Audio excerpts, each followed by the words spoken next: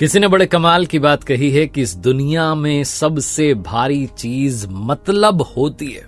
जैसे ही निकल जाता है वैसे ही कोई भी रिश्ता हो तुरंत हल्का हो जाता है। नमस्ते, मैं हूं आरजे कार्तिक। एक बड़ी छोटी सी कहानी आपको सुनाता हूं एक मठ में रहने वाले साधु की, एक मंक की जो नया नया मंक बना था, नया नया उस मठ में आया था। नौजवान सा लड़का जिसका बचपन कुछ खास नहीं रहा था। बचपन में कुछ घटनाएं घटी थीं, परिवार में झगड़े हुए थे, उन सारी बातों को दिमाग में लेकर के चलता था।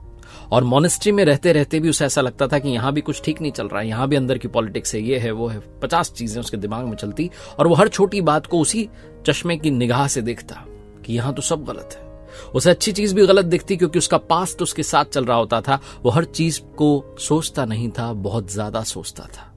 ओवर थिंकिंग की बीमारी थी। एक दिन उसे खुद लगा कि ये ज्यादा हो रहा है, तो अपने गुरु के पास गया और जाकर के कहने लगा कि मास्टर, मैं परेशान हो गया हूं। मैं रियलाइज कर रहा हूं और आज कन्फेस करना चाहता हूं कि मेरे दिमाग में ये बातें पुरानी जाती ही नहीं है। मैं किसी भी बात को भूल ही नहीं पाता, क्या करूं? तो मास्टर जो थे उसको मॉनेस्ट्री के बाहर लेकर के गए और जो घाटी थी उसके उस पार सामने की ओर फिर से पहाड़ पर एक झोपड़ी दिखाई दे रही थी। इन्होंने कहा कि देखो, वो सामने की पहाड़ी पर चोटी पर एक झोपड़ी दिखाई दे रही है, वहीं पर हमारे सबसे सीनियर महात्मा रहते हैं, जो यहां से बहुत बरस पहले चले गए, अकेले रहते हैं, वहीं तपस्या करते हैं, तप करते हैं। तुम उनके पास जाओ, तुम्हारे सवाल का जवाब वही तुम्हें दे सकते हैं। इसने कहा अगर आप बुरा ना माने तो मैं अपनी यात्रा अभी प्रारंभ करना चाहता हूं क्योंकि मैं परेशान हो चुका हूं। उन्होंने कहा ठीक है, जाओ। गुरु ने परमिशन दे दी, आज्ञा दे दी, चल पड़ा।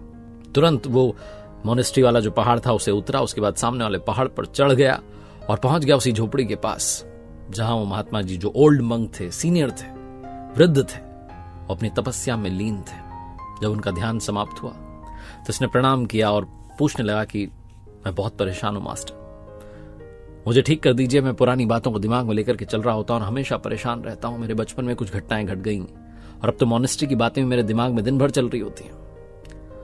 जो मास्टर थे बहुत सहज भाव से मुस्कुराए और बोले कि परेशान होने की बात ही नहीं है, तुम्हें तुम्हारे सवाल का जवाब दे दूंगा। उससे पहले नीचे वो घाटी में जो तुम्हें दिख रहा है गांव, उस गांव में हमारे एक शिष्य ने आज निमंत्रण दिया है भोजन का, तो आज दिन का भोजन वहीं होगा। तुम भी मेरे साथ आओ, वहीं पर भोजन करेंगे। इसने कहा ठीक है, जैसी आपकी आज्ञा। जब चलने लगे तो जो बुजुर्ग संत थे उन्होंने कहा कि बेटा एक काम करो, ये पत्थर अपने कंधे पर ले लो। आज्ञा थी इसलिए माननी पड़ी, आदेश था, माना। उठा लिया इस लड़के ने उस पत्थर को। वो जो बुजुर्ग महात्मा थे वो तो उतरते चले गए।